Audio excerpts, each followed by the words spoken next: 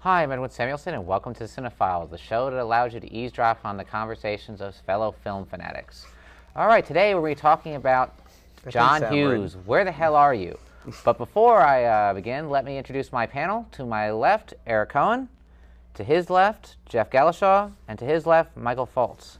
Anyway, today's topic, again, I said, is John Hughes. As you might remember his name, he was a very big director in the 80s of teen comedies, and he went on to retire in the mid-90s and actually hasn't been heard from in maybe about 10 years since, I think, the last Home Alone film.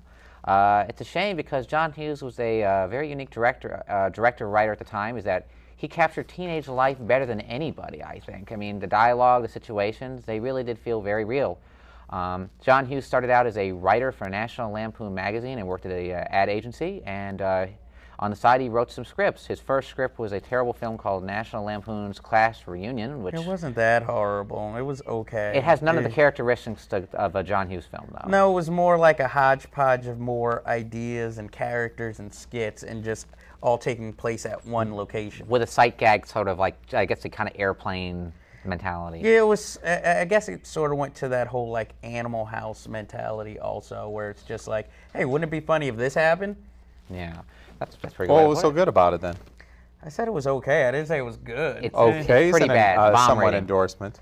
I mean, if you're a completist, I would say see it. See it anyway if you want to see John Hughes movies. It has an early appearance by Anne Ramsey from The Goonies, which is on your shirt. Exactly. And he also went on then afterwards to write Mr. Mom, and then he wrote his most successful film at the time, which was the National Lampoon's Vacation film, which Chevy Chase, which actually I would say is the first film that actually contained a lot of his characteristics of comedy. The thing about John Hughes films is that they all really do feel consistent. They really do, even though they're directed by different people, some of them, they really do feel like they've all come from the same creative mind. I think you guys would agree with me on that, wouldn't you?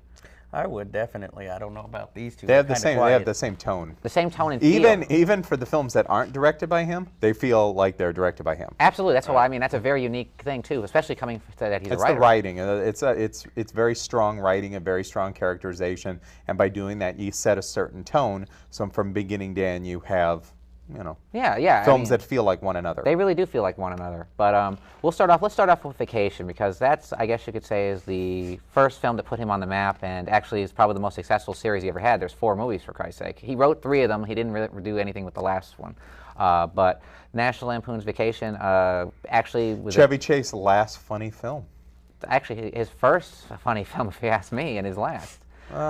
Chevy Chase. I'm a huge Chevy Chase fan, but I like the film. Well, I don't think you've seen his talk show. I don't think you'll be a fan of his ever again if you saw that talk show. I unfortunately saw the talk show. Oh boy. But yes, the National Lampoon's Vacation. What are your guys' opinion of that one? It's the ultimate vacation from hell. Well, I mean, ignoring the other vacations, which are very easy to do. Yes. The first one, I mean, the first one's got some really interesting things. It's got a wonderful cameo by Imogen Coca. It's got Randy Quaid is brilliant in it. Yeah. Beverly D'Angelo, she's all right. And let's not forget John Hughes, or not John Hughes. John Cusack's in it, right? No, John Candy's in it, and you're thinking of Anthony Michael Hall. John Candy's wonderful as the security guard. And actually, that's the first appearance by Anthony Michael Hall, who would actually go on to star in a lot of other John Hughes films. Yeah, that's what I said. I think it's funny, but not terribly funny. He did. I'm gonna play the role of Jeff in this particular episode. Please. John Hughes just doesn't excite me at all. I'm just not even when you were a teenager. You know what? Maybe for like 5 minutes. Breakfast Club. You know, I think I like Breakfast Club because all my friends liked it. It's like one of those films, and I think I was supposed to like it more than I did. I think you liked it because of hey. You know. It's just, I don't know. Vacation was at the time I thought was funny. I was disappointed that there wasn't enough nudity in it. because I was expecting another Animal House, Porky's kind of thing. Well, it had the National Lampoon's name on it. I remember when I was a kid, and you know, Chevy Chase. Yeah, I agree. It was like his last film. You know, Chevy Chase is just this poor guy who was funnier when he was hooked on drugs. You know, isn't that sad? It's really sad. It's always the opposite. You know, I did like Randy Quaid just sitting there and. You know, when he's sitting there with the spoon, he's like, and you know, you put a shout out for real tomato ketchup, Eddie? And he's like, nothing but the best. My favorite. It's the funniest one of the series. I can agree with you on that. Series. My favorite line, there's a very small one where Anthony Michael Hall is visiting his redneck cousins and asking if he has certain video games. He goes, nope, nope. Do you have asteroids? Oh, my dad does. I'm very surprised you like that so much. No, I just thought it was King of the sophomore humor over here. I thought it was so dumb it's funny. It was so dumb it's funny. It's funny. What about the French kissing? Dad says I do it best. And let's not forget, of course, the wonderful, wonderful moments at the end in the Wally world with John Candy. Those are some of the highlights. Oh yeah, the security guard. He's wonderful. Wonderful. And John Candy, you can easily see why John Hughes wanted to work with him because he works so well in this film. John Candy's cameos, that should be a CineFiles show. I mean, his cameo in Blues Brothers is wonderful. Well, he's made a lot of cameos in John Hughes films, even films that he wasn't the star, you know, like... Orangewood? I cannot think of the film, the one with Frank Whaley. I know the one you're talking about, Career Opportunity. Career Opportunities, and he's also in a couple She's Having a Baby, Yep. Home Alone. JFK. Well, that's not Which a John Hughes Hughes did not have any. Yeah, I'd love to see John Hughes' version of JFK. His best movie. Yeah, his best movie. Well, anyway, let's get on to his other films. Of course, we did after the Vacation. John Hughes actually went on to write and direct his own film, and actually it's become sort of a teen classic now. The film is 16 Candles, stars Molly Ringwald. It's always been 16 Candles, not now. And Michael Anthony Hall, or Anthony Michael Hall. Michael Anthony Hall is his real name. He just reversed it. It's the first film that actually... With Michael Schoeffling, who I thought was going to be a huge star after that, is Jake, the love interest of Molly Ringwald. That's right. Whatever happened to him? He became a carpenter. Ooh, that's it's scary that both Jeff and I know that. How did you guys know that? Well, he was in Longtime Companion, and then he was in Wild Hearts Can't Be Broken, and Mermaids. And then basically after that, he's the reverse Harrison Ford. He got sick. Yeah, basically, he got sick of the being in the Hollywood game and became a carpenter in Pennsylvania. And everybody thought he was like Matt Dillon. So good for him. Well, yeah, he is sort of Matt Dillon-like. 16 Candles does have some very wonderful moments about being a teenager and just... And a lot of comedy you couldn't get by today because it would be deemed racist. I would say that of all of his teenage films, which is pretty much most of them, nearly all of them. 16 Candles, I think, is his best one. I probably agree. It doesn't feel... Although I have there's sort of some inspired lunacy in it, and what happens in it. There's good slapstick in there, I think. Yeah, and it's well done, and all the characters are kind of interesting and wonderful performances. Yeah, great sight gags. Joan Cusack trying to get a drink of water with the scoliosis brace. That's great. And then using the skirt. The two guys doing Jake and his friend doing chin-ups, and neither one is off the ground. My favorite gag, of course, is the one where Anthony Michael Hall gets to show the panties. Just the way that Michael Hall's brilliant in this movie. He was really good. He really Farmer nailed Ted. Playing that kind of character too, which is like really hard to do if you're that age. And he played a nerd, but he played a nerd that was believable, not just like the ultimate, taped glasses, It all went wrong when he tried to be the leading man in Johnny Be Good. The Dark Knight, the Batman Begins and he sequel. pumped up. Well, after let's see. So 16 Candles, you say. And you know something? What's his name? Paul. Molly Ringwald's father. Paul Dooley. Paul Dooley, an Altman regular. He is so wonderful as her dad. Lends this like touch of class and dignity, but really like soft humor. It's a great film from beginning to end. John Cusack's in it as one of Anthony buddies. Michael Hall, Farmer Ted's best friend. Well, let's not forget one more person. Let's not forget Long Duck Dong, a.k.a. Getty Watabe, who is absolutely wonderful as the exchange student. And actually... who's actually from Utah. What's her name?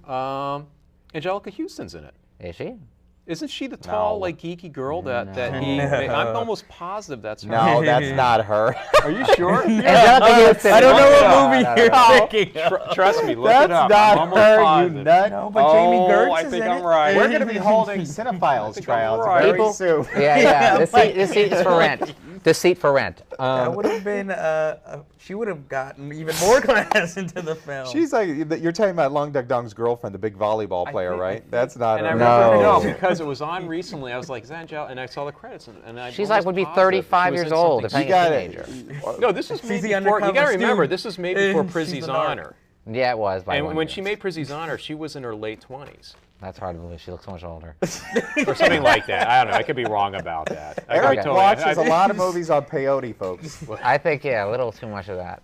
All right, well, let's get Whatever. on to the next one. The next one, which is actually, I think is probably considered by most to be his most successful film, probably because the soundtrack really helped it, and that's Breakfast Club with, actually, the Brat Pack. Don't you forget about me. That's And- my most hated John Hughes film, by the way. Interesting trivia Can't note. stand the Breakfast Club. Simple Minds sang the theme song, but the original person turned it down, and that was Billy Idol, who later re-recorded it for his greatest hits CD. So that's a little interesting, useless trivia for Who you. cares? Yeah, well, anyway, the story. Some of us do. Okay. Hey, I love Billy Idol. If you think about it, it's the first film with a mutant in it, like a mutant superhero, because Emilio Estevez plays Banshee, because he can run and shatter glass with his voice. I have Did yet he to though? figure that one out. I don't remember that. Did Angelica Houston play that part? Yeah. Hasn't Actually, Hollywood Danny beaten Houston. Emilio Estevez down enough without you No, but picking on him? isn't that the strangest scene that he can shatter glass by yelling? Yes, it's That- a he's ridiculous Banshee scene. from I'll the admit, X-Men. it is a very funny scene. Well, there's some things too. The movie, as everyone knows, is about a few kids in detention and their whole day spent there and what happens. I think it has some of the most unintentional, funny scenes I've ever seen in the movie, especially the scene where Emilio Estevez is describing why he's in Yes, that in there, is where he very talks about hilarious. taking masking tape and ripping hair off some guy's ass. It's supposed to be touching. I had a friend that actually used that as an audition piece. Oh my God! Yeah, you kidding that whole me? yeah.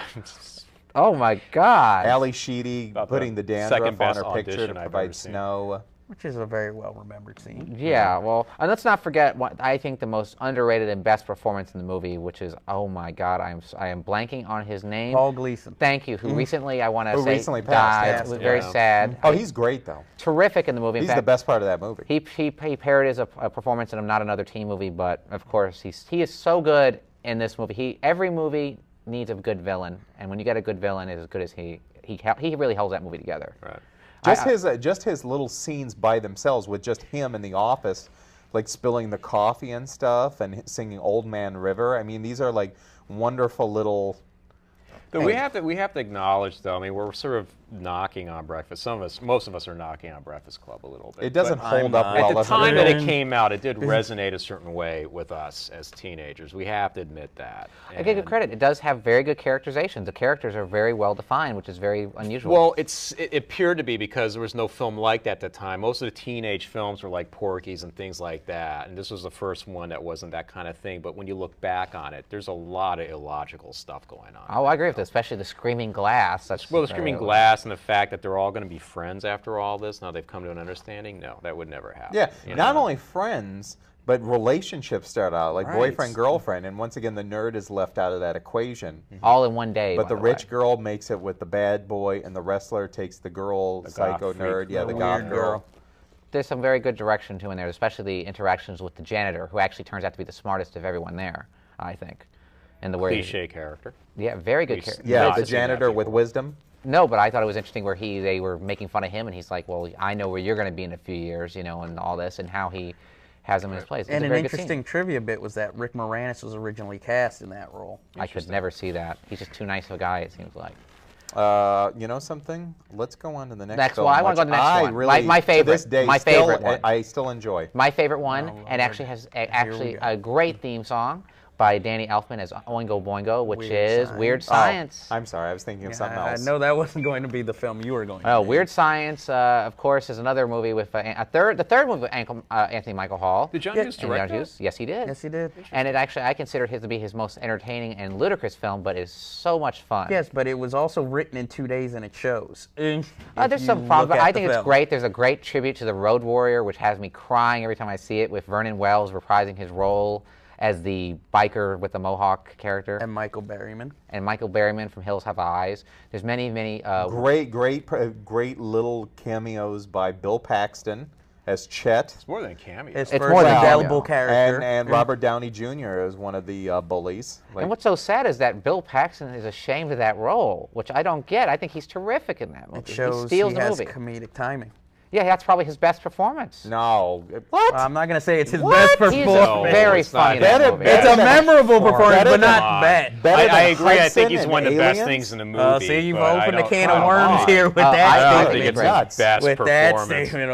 I think Aliens is actually I take that. Aliens is his best performance, but I got to go Oh, with Weird Science is no, second. he's been better. No, What are you I- talking about? I'm He not was agreeing. fantastic as Hudson and Aliens. He was great. His He's best great in performance was in Twister. Just kidding. So the I auditions think he's for half serious. CineFiles will be Wednesday the 17th. Please come in. Drunk Mexicans are welcome. You can't say that! All right, anyway. What, you guys don't like Weird Angelica Science? Houston was great in Weird Science. Weird Science is okay. To me, it's not very memorable.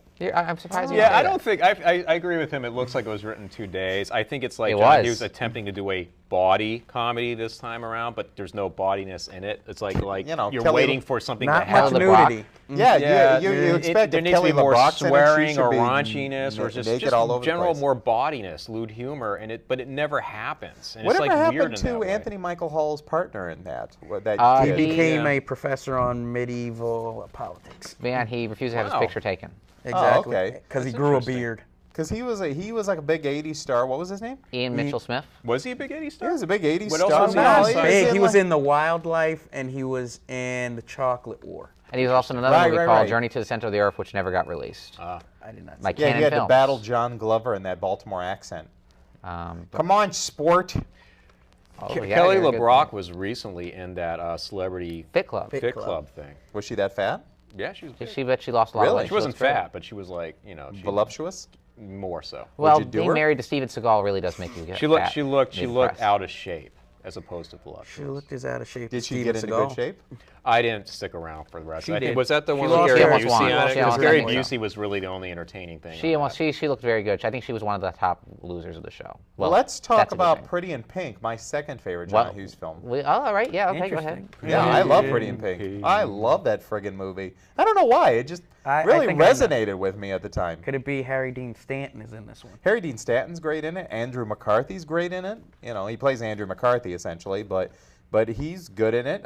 John Cryer's good in it. Even though I didn't like the character of Ducky, and I thought he really needed his ass beaten in the film, but I kind of like that he was like redeemed at the end with getting this hot piece of ass out of nowhere. And Interesting. Anthony Michael Hall turned down that role. yeah, I heard Robert Downey Jr. turned down that role as He well. also did. And you know what's so funny? You're talking about Anthony Michael Hall. Stanley Kubrick actually saw Anthony Michael Hall in 16 Candles and cast him in Full Metal Jacket, yeah. which I could not believe. He said he was one of the most talented actors he's ever seen. He actually said that on record. Kubrick said that, but he just didn't work out with those two. That's a shame. quit. They caught Kubrick on an off day. Hey, I think Anthony Michael Hall was a talented actor. It's just a shame he was never really able to get out of that team. I actually kind of agree with that because at his age, doing the kind of performances he was doing in the films he was doing was actually pretty good. They're very well-rounded Then he got characters. stuck in some rut. Anthony Well, they're Michael Hall, memorable. right? I Drugs. think once he grew up, I don't know, he just couldn't find. Like once he got out of the teen years, the only thing I saw him do effectively was he played an okay Bill Gates I thought he in was that very good at Bill TNT Gates. film. He was good in Edward Scissorhands. And 6 Degrees of Separation. He was good as like the little gay trainer. And also- I thought he was good in Edward Scissorhands. That was like his comeback role, and everyone was As a like, bad "Holy guy. shit, that's Anthony Michael Hall!" And he was really He looks evil. so different. Yeah, very evil Pumped up. character.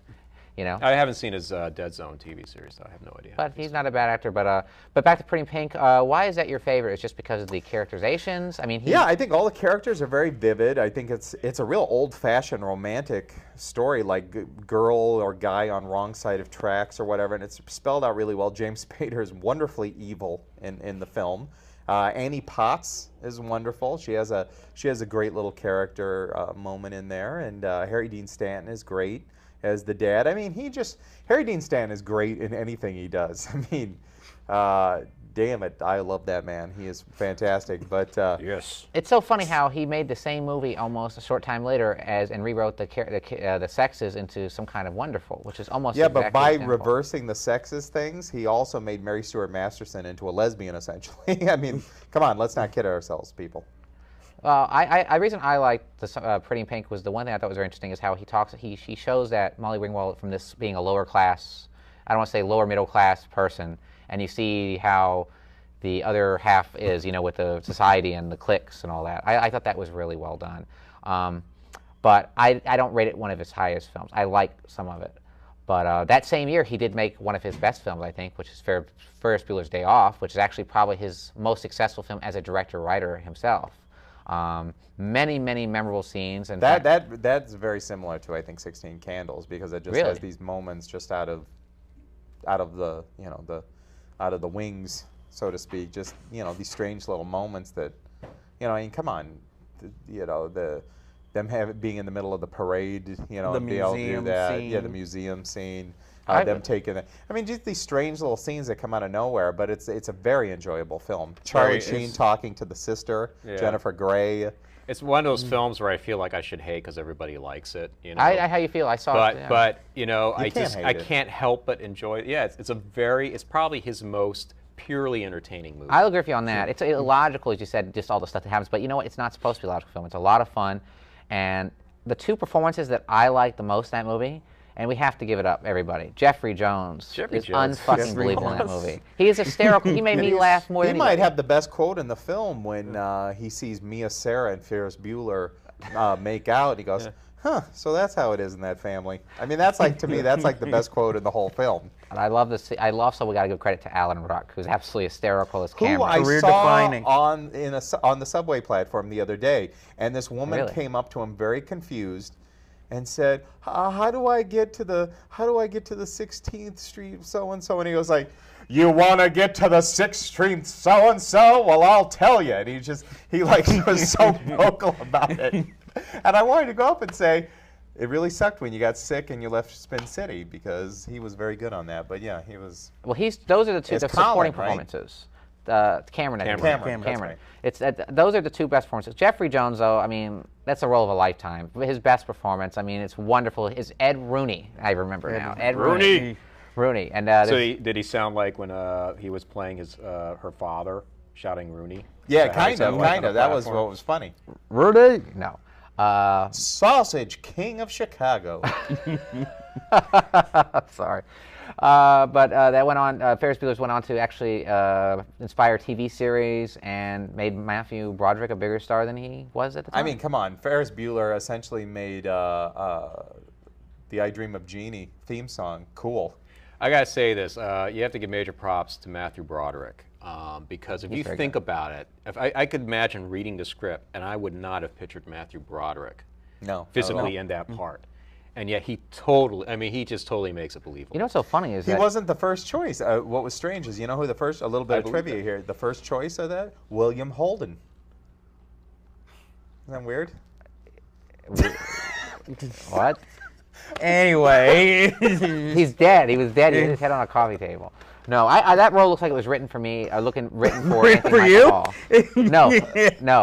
Yeah, I can see that's worse than William Holden. All right. That's worse than an Angelica Houston. Yeah. Well, let's go on to his next film, which actually is, I believe, at the time. Well, actually, no, it's not his first R-rated film, but it's an R-rated film. After many teen films, he went on to do an adult film, which actually is one of his most enjoyable films, which is one you just can't help but love, which is Planes, Trains, and Automobiles with John Candy and Steve Martin. Two of my favorite on-screen who played comedians. two guys who want to get home for Thanksgiving, and let me tell you, these guys had wonderful, wonderful, wonderful chemistry. How they didn't make another film together, I don't know. It's a damn shame that John Candy died. He died 4 years, like about 5 years later. No, he died in '94. Well, a few years later anyway, and I guess they just weren't able to team up. But those two were just wonderful. They reminded me of a modern-day Laurel and Hardy in that film. They were Why wonderful. in hell was Steve Martin making Cheaper by the Dozen movies? I don't know why. I mean, it's one of the great mysteries. Steve Martin is a great talent, and Probably money. John Candy and him play off each other wonderfully. There's many scenes in there that are sentimental, but actually very touching in some ways. But they are. I'm telling you, man, nothing is funnier than Steve Martin when they're driving the wrong way, and Steve Martin looks over at John Candy, and he pictures John Candy as the devil laughing. Oh, that is great. And I mean, come on, the famous line, "You're going the wrong way." I mean, And that is it's like something that you don't see Steve Martin. You know what? I think Steve Martin's phenomenally talented. I think he's fucking brilliant, and he makes some bad choices. You know, like Pink Panther. Fucking, what the hell was he thinking? No, you know what's even worse is that Queen Latifah film that he did. Yeah, I mean, even come worse. on. But something that you haven't seen Steve Martin play in a while. Straight man. Is that kind of straight man, but that kind of almost nasty straight man. That kind of that Has kind an of built up frustration. He's just ready. You know, brilliant. You know, everyone talks about the scene that made it an R-rated film. Yes, in the. And that's what Steve Martin excels at.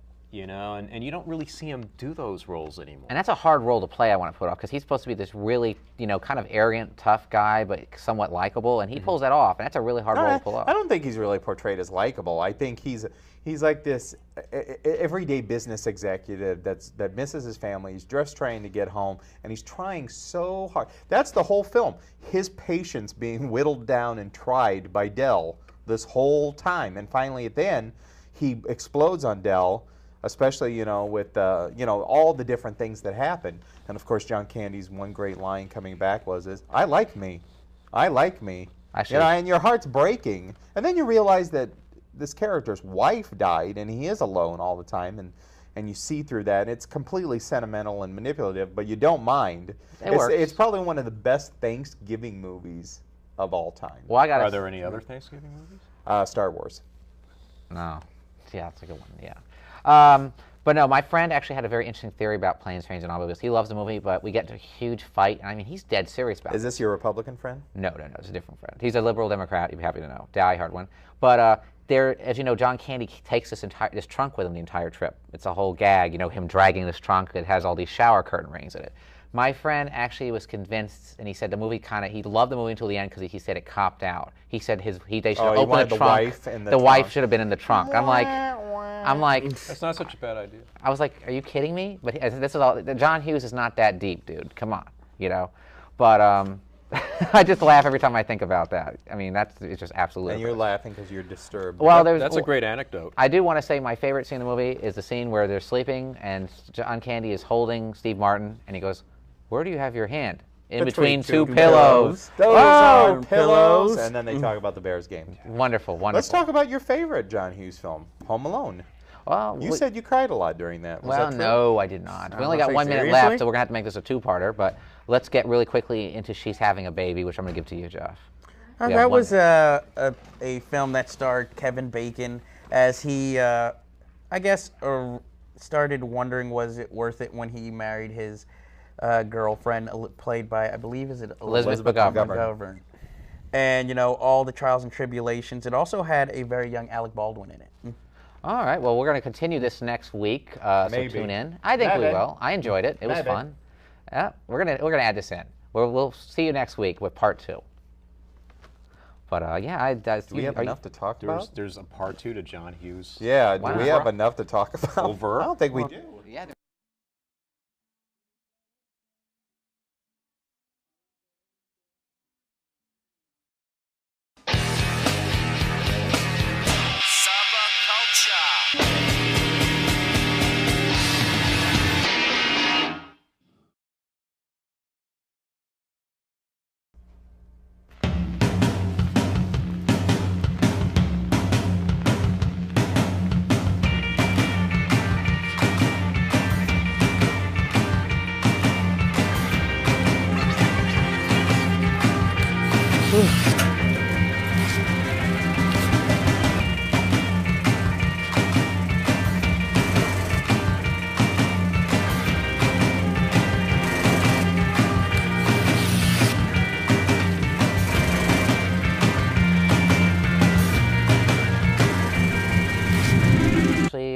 hasn't been heard from in maybe about 10 years since I think the last Home Alone film.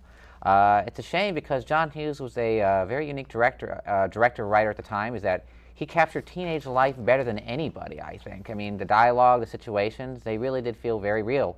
John Hughes started out as a writer for National Lampoon magazine and worked at an ad agency, and on the side he wrote some scripts. His first script was a terrible film called National Lampoon's Class Reunion, which... It wasn't that horrible. It was okay. It has none of the characteristics of a John Hughes film, though. No, it was more like a hodgepodge of more ideas and characters and skits.